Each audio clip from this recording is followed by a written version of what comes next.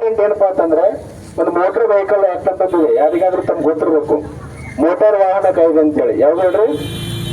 Motor ವಾಹನ ಕಾಯ್ದೆ ಅಂತೇಳಿ. ಇದನ್ನ ಯಾವಾಗ ತಂದಾರಪ್ಪ ಅಂದ್ರೆ ಬ್ರಿಟಿಷ್ ಆಫ್ಟರ್ ಇಂಡಿಪೆಂಡೆನ್ಸ್ ಸ್ವಾತಂತ್ರ್ಯ ಇಮಿಡಿಯೇಟ್ ಇದನ್ನ ಕಾಯ್ದೆ ತಗೊಂಡಿದ್ದಾರೆ. ಸ್ವತಂತ್ರ ಸಿಕ್ಕ ನಂತರ ಇದನ್ನ ಕಾಯ್ದೆ ತಗೊಂಡಿದ್ದಾರೆ. ಬರ್ತಾ ಕಾಯ್ದೆ ಹಂಗೆ ಬದಲಾವಣೆ ಆಗ್ತಾ ಹೋಗ್ತೈತಿ. ಮೊದಲನೇದು ಹೆಲ್ಮೆಟ್ ಇಲ್ಲಾರ್ದ ಓಡಿಸೋದು ಎಷ್ಟು ಪರ್ಸೆಂಟ್ ಇತ್ತು ಮೊದಲಿಗೆ? ನನಗೆ ಇದ್ದ ಪ್ರಕಾರ, ನಾನು ನಾಲೆಜ್ ಇದ್ದ ಪ್ರಕಾರ ನಾನು ನೌಕರಿಗೆ 2018ಕ್ಕೆ ಸೇರಿನಿ.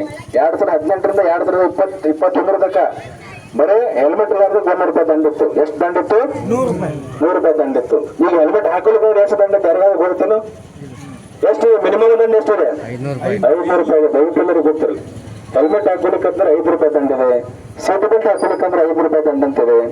ಇನ್ಶೂರೆನ್ಸ್ ಬೈಕ್ದಾಗ ಇರ್ಲಿಕ್ಕಂದ್ರೆ 2000 ರೂಪಾಯಿ ದಂಡಿದೆ.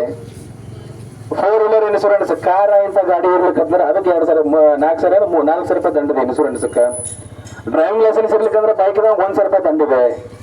ಡ್ರೈವಿಂಗ್ ಲೈಸೆನ್ಸ್ ಕಾರ್ನಾಗ ಜೀಪ್ನಾಗ ಇರ್ಲಿಕ್ಕಂದ್ರೆ 2,000 ರೂಪಾಯಿ ದಂಡಿದೆ. ಅಂದ್ರೆ ದಂಡದ ಪ್ರಮಾಣಗಳು ಜಾಸ್ತಿ ಆಗಿದಾವೆ. ಇದಕ್ಕೆ ಜಾಸ್ತಿ ಮಾಡಿದ್ದಾರೆ ನಮ್ಮ ಪಬ್ಲಿಕ್ಗೆ ಇದ್ರ ಬಗ್ಗೆ ಸೀರಿಯಸ್ನೆಸ್ ಅರ್ಥ ಆಗಲಿ, ಇದ್ರದ ಅವಶ್ಯಕತೆ ಅರ್ಥ ಆಗಲಿ ಅಂತೇಳಿ ಜಾಸ್ತಿ ಮಾಡಿದ್ದಾರೆ. ಬಟ್ ಅದ್ರ ಬಿಟ್ಟು ಉದ್ದೇಶ ಬೇರೆ ಅಂತ ಏನಿಲ್ಲ. ನಾವು ಪೊಲೀಸರು ಕೇಸ್ ಹಾಕ್ತಾ ಇರ್ತೀವಿ, ನಿಮ್ಗೆ ಕಿರಿಕಿರಿ ಆಗ್ತದೆ. ಆಕ್ಚುಲಿ ಅದು ಕಿರಿಕಿರಿ ಅಂತ ತಿಳ್ಕೋಬಾರ್ದು. ಯಾಕಂತಂದ್ರೆ ಅದು ಅನಿವಾರ್ಯ ಇದೆ. ನಾವು ಎನ್ಫೋರ್ಸ್ಮೆಂಟ್ ಏಜೆನ್ಸಿ ಅಂದ್ರ ಕಾನೂನಿನ ಜಾರಿಗೆ ತರ್ತಕ್ಕಂಥವ್ರು, ನಾವು ಜವಾಬ್ದಾರಿ ನಮಗಿರ್ತದೆ. ಅದಕ್ಕಾಗಿ ನಾವು ಹಾಕಕ್ ಬಂದ್ರೆ ನಿಮಗೆ ಕಿರಿಕಿರಿ ಆಗ್ಬಿಟ್ಟದ. ಎಲ್ಲರೂ ತಪ್ಪಿಸ್ಕೊಂಡು ಹೋಗೋದು ಅಥವಾ ಯಾವಾಗಾರ ಫೋನ್ ಹಚ್ಚಿ ಹಿಡಿದು ಇಂಥದೆಲ್ಲ ಮಾಡ್ತೀರಿ. ಅದ್ರ ಪ್ರಾಮುಖ್ಯತೆ ಜನರು ಅರ್ಥ ಮಾಡ್ಕೋತಾ ಇಲ್ಲ, ಅದ್ರ ಅವಶ್ಯಕತೆ ಜನರು ಅರ್ಥ ಮಾಡ್ಕೋತಾ ಇಲ್ಲ. ಹೆಲ್ಮೆಟ್ ಎಷ್ಟು ಇಂಪಾರ್ಟೆಂಟ್ ಇದೆ ಜೀವಕ್ಕೆ. 100 ಪ್ರಕರಣಗಳಲ್ಲಿ ಒಂದು 100 ಪ್ರಕರಣ, 100 ಸಾವುಗಳಾದ್ರೆ ಆಕ್ಸಿಡೆಂಟ್ ಅಲ್ಲಿ, ಅದರಲ್ಲಿ 80ರಿಂದ 85 ಸಾವುಗಳು ತಲೆಗೆ ಪೆಟ್ಟಾಗ ಇರ್ತಾವ. ನಾನು ಅರ್ಥ ಆಗ್ತದೆ ನಿಮಗೆ? 80ರಿಂದ 85 ಸಾವು ಪ್ರಕರಣಗಳು 100 ತಲೆಗೆ ಪೆಟ್ಟಾಗಿ ಆಗ್ತಾವ. ಮತ್ತೆ ಇಷ್ಟಿದ್ರು ಯಾಕೆ ಹೆಲ್ಮೆಟ್ ಹಾಕುತ್ತಾ ಇಲ್ಲ? ಅದು ಹೆಲ್ಮೆಟ್ ಏನಿದೆ ಖರ್ಚು ಅದ್ರದ್ದು ಭಾಳ ಅದ್ರದ್ದು. 1,1200 ರೂಪಾಯಿ ಹೆಲ್ಮೆಟ್. ಚಲೋ ISI ಮಾರ್ಕ್ ಇರೋದು ಹೆಲ್ಮೆಟ್. ಒಮ್ಮೆ ತಂದು ಬಿಟ್ಟಿರ್ತಂದ್ರೆ ಅದೇನು ಕೊಳಿತಕ್ಕಂಥ ಪದಾರ್ಥ ಏನು ಹೆಲ್ಮೆಟ್ ಕೊಳೆಯಂಗಿಲ್ಲ. ಅದೇನ ಹೌದಿಲ್ಲ? ನೀವು ಎಲ್ಲಿ ತಗ ಇರ್ತೀರ ಅಲ್ಲಿ ತಗ ಹೆಲ್ಮೆಟ್ ಇರ್ತೈತೆ. ಅದ ನೀವು ಬೂಟ್ ಹೊಡಿತಕ್ಕ ಹೆಲ್ಮೆಟ್ ಇರ್ತೈತೆ. ಪರ್ಮನೆಂಟ್ ಅದು ಹೆಲ್ಮೆಟ್. ಅದು ನೀವು ಹೆಂಗೆ ಮೇಂಟೈನ್ ಮಾಡ್ತೀರ ಹಂಗಾದ್ರೆ ನೀವು ಎಲ್ಲಿ ತಗ ಇರ್ತೀರ ಹೆಲ್ಮೆಟ್. ಒಂದು ಬರೀ ಎಷ್ಟು ಖರ್ಚು ಮಾಡಬೇಕಾಗುತ್ತೆ? 1,000ರಿಂದ 1,200 ರೂಪಾಯಿ ಚಲೋ ಪರ್ಫೆಕ್ಟ್ ಹೆಲ್ಮೆಟ್ ಬರ್ತೈತಿ. ಅದಕ್ಕಾಗಿ ದಯವಿಟ್ಟು ಎಲ್ಲರೂ ಹೆಲ್ಮೆಟ್ ಹಾಕೋಬೇಕು. ನಂತರ ಇನ್ಶೂರೆನ್ಸ್ ಇದೆ. ಈ ಸಿಂಪಲ್ ಬೈಕ್ ಅದ HF ಡಿಲಕ್ಸ್ ಇವೆಲ್ಲ ಫ್ಯಾಷನ್ ಬ್ರೋ ಇವೆಲ್ಲ 1,000 ಇನ್ಶೂರೆನ್ಸ್ ಆಗ್ತಾವ. 1 ವರ್ಷದ ಇನ್ಶೂರೆನ್ಸ್ ಆಗ್ತಾವ. ಯಾವ ಎಂತ ಇನ್ಶೂರೆನ್ಸ್ ಆಗ್ತಾವ. ಅಕಸ್ಮಾತ್ ದುರದೃಷ್ಟವಶಾತ್ ನೀವು ಆಕ್ಸಿಡೆಂಟ್ ಅಲ್ಲಿ ಬಿದ್ದ ನಿಮ್ಮ ಕೈಕಾಲರ ಮುರಿಲಿ ಅಥವಾ ಗಾಡಿಗೆ ಏನಾರ ಆಗ್ಲಿ, 1,000 ರೂಪಾಯಿ, 800-900 ರೂಪಾಯಿ, 1,000 ರೂಪಾಯಿ ಇನ್ಶೂರೆನ್ಸ್ ಇರತ್ರಿ. ಅದು ಅಷ್ಟು ಮಾಡಿಸ್ಬಿಟ್ರಿ ಅಂತಂದ್ರೆ ನಿಮ್ಗೆ ಅಕಸ್ಮಾತ್ ಏನಾರ ನಿಮ್ಮ ಗಾಡಿನ ರಿಪೇರಿ ಆಗತಿ, ನಿಮ್ಗೆ ಏನಾದ್ರ ಕೈಕಾಲ ಮುರಿದ್ರೆ ಅದು ಕೂಡ ಖರ್ಚು ಬರುತ್ತೆ ಅಂತೈತಿ. ನೈನ್ ಬರ್ತಾಗ್ತಾ ಇದೆ. ನಾವೇನು ಚಿರಂಜೀವಿಗಳಿಗೆ ಏನೋ ಚಿರಂಜೀವಿ ಪಡೆದು ಬಂದಿವ, ನಮ್ಗೆ ಏನು ಹೋಗಂಗಿಲ್ಲ. ರೋಡ್ ಮೇಲೆ ಹೊಂಟ್ರೆ ಎಲ್ಲ ಆಗೋದಿಲ್ಲ ನಮಗೂ. ನೀವು ಸುತ್ತಿದ್ರೆ ಇನ್ನೊಬ್ಬ ಯಾವ ಬಂದು ಹೊಡೆದೇ ಬಿಡ್ತಾನೆ ನಿಮಗೆ. ಇದು ಬರ್ತೈತು. ಅದಕ್ಕಾಗಿ ಈ ಬರೀ 1,000 ರೂಪಾಯಿ ಇನ್ಶೂರೆನ್ಸ್ ಮಾಡಿಸಿದ್ರೆ 1 ವರ್ಷ ಪೂರ್ತಿ ನೀವೇನೈತಿ ನಿಶ್ಚಿಂತೆಯಿಂದ ಆರಾಮಾಗಿ ಅಡ್ಡಾಡಬಹುದು. ಅಕಸ್ಮಾತ್ ಏನೂ ಆದ್ರೂ ಕೂಡ ದುರದೃಷ್ಟವಶಾತ್ ನಿಮಗೆ ಗಾಡಿ ರಿಪೇರಿ ಆಗ್ತೈತಿ, ನಿಮ್ಮ ಮೆಡಿಕಲ್ ಬಿಲ್ ಕೂಡ ಬರ್ತೈತಿ. ಅದ್ರೊಳಗೆ ಬರ್ತೈತಿ, ಇನ್ಶೂರೆನ್ಸ್ ಕ್ಲೇಮ್ ಆಗ್ತೈತಿ. ನಂತರ ಡ್ರೈವಿಂಗ್ ಲೈಸೆನ್ಸ್ ಒಂದು ಇಂಪಾರ್ಟೆಂಟ್. 1,000 ರೂಪಾಯಿ ಅಂದ್ರೆ 1,200 ರೂಪಾಯಿ RTO ಫೀ ಇದೆ. ಅದು ಅಷ್ಟು RTO ಆಫೀಸ್ ಅಲ್ಲಿ ಅಷ್ಟು ಖರ್ಚು ಮಾಡಿದ್ರಿ ಅಂದ್ರೆ ಒಂದು ಡ್ರೈವಿಂಗ್ ಲೈಸೆನ್ಸ್ ಬಂದ್ಬಿಡುತ್ತೆ ನಿಮ್ಗೆ. ಆ ಡ್ರೈವಿಂಗ್ ಲೈಸೆನ್ಸ್ ಅದೇನು ಒಂದು 20ರಿಂದ 25 ವರ್ಷಕ್ಕೆ ಒಂದ್ಸಲ ರಿನ್ಯೂವಲ್ ಮಾಡೋದಿರ್ತಾರೆ.